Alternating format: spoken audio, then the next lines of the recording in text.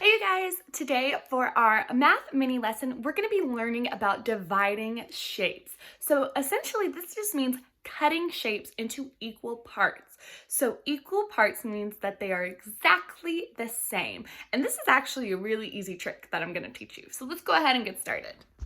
So I went ahead and set up my little anchor chart, but first I want to show you with a real object. So I have this square pillow right here. We know it's a square because it has 1, 2, 3, 4 sides. It has one face and it has 4 right angles. See the little L's right here? 1, 2, 3, 4.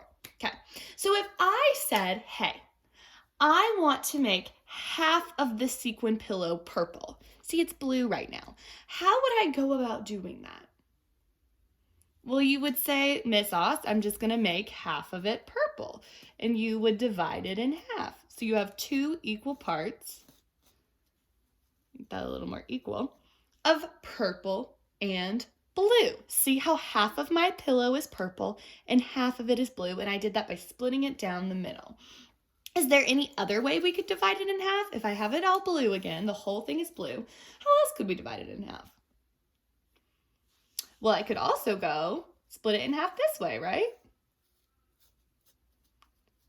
So I'm taking that pillow, making sure it's nice and even so the purple and the blue are the same. They are equal parts. So now the top is blue and the bottom is purple. Half is blue, half is purple. These are equal parts. They are the same size. What other way could I do it? I could divide it diagonally. This is going to be a bit tricky just with the sequin pillow, but I'm going to try my very, very best.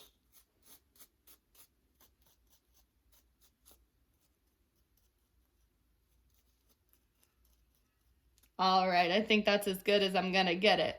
But you can see that they're equal parts. I've got a triangle up here that is blue and an equal triangle right here that is purple. I have split the pillow in half into a blue piece that is the same size as this purple piece. Now let's see if we can do it on our anchor chart. So I have up here in green halves. If I wanted to split this square, let's just pretend it's the pillow in half, and I wanted to draw it, how could I do it? Well, I'm just going to draw a little line down the center to show that it's just like the pillow, right? When I split it in half using the pillow, that line that I drew represents this same line right here. See how it looks the same? Or you remember when we had the bottom be purple? I could do the same thing here. Just cut it in half that way. That would be my blue on top, my purple on bottom. Or we could do it diagonally like we did. And draw a line through it just like that to represent the diagonal. See how I did that? All right, now what about with this circle? With the circle, let's take that same knowledge we had from the square and do it with the circle. I could cut it in half just like that. Or, oops, make that a little more circular. Or I could cut it straight down the middle, just like that. It's the same thing. All right, now we're gonna look at thirds. So I'm gonna come back to my pillow.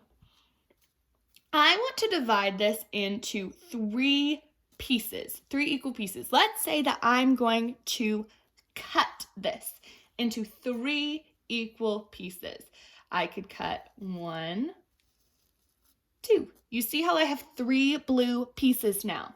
1, 2, 3. So let's say that, Genesis and Bella really like this pillow. So I'm super nice and I'm going to cut it into pieces so that Genesis can have this piece, Bella can have this piece, and I can keep this piece.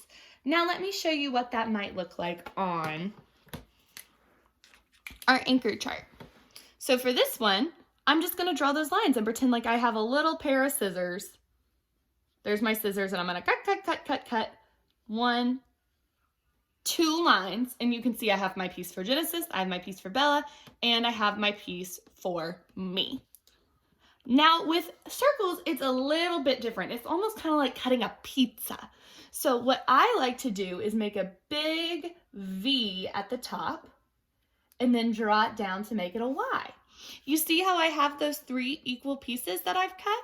And they're all kind of like wonky circular triangles. Thirds can be a little bit difficult for circles, but you kind of just have to learn the draw the Y rule. But see, for this pizza, I have 1, 2, 3 pieces that I've cut.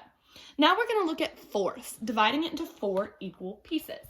So take the same rule that we did with the pillow, and let's say I want to divide this pillow up into 4 pieces. The first thing I'm going to do is go ahead and divide it in half. So let's see, one right down the middle. I've divided it in half. I have 2 pieces now, 1, 2. But I need 4, so I'm going to split it in half again. Ta-da! See how I've made 1, 2, 3, 4 pieces. So if I wanted to split this pillow, now let's say April really wanted a piece of the pillow. So Genesis has her piece, April has her piece, Bella has her piece, and I have my piece. And none of us are upset because we all have the same size piece. No one's piece is bigger than anybody else's.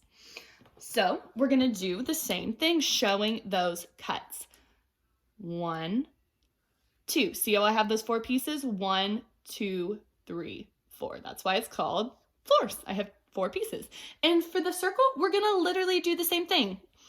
Just 1 and 2. And then I have those 1, 2, 3, 4 pieces, just like I'm cutting into a pizza. So when we're drawing these lines on paper, don't forget that that would be like if you actually had something and you were cutting into it to make it into those pieces. So when I cut my circle in half, it's literally like I have cut that circle in half. Whoa, those are not equal pieces. And now I have 2 separate pieces. All right, guys, I hope this has shed some light onto dividing things into halves, thirds, and fourths. If you need any help, make sure you just reach out to me on email or Remind, and have a great rest of your math lesson. Bye!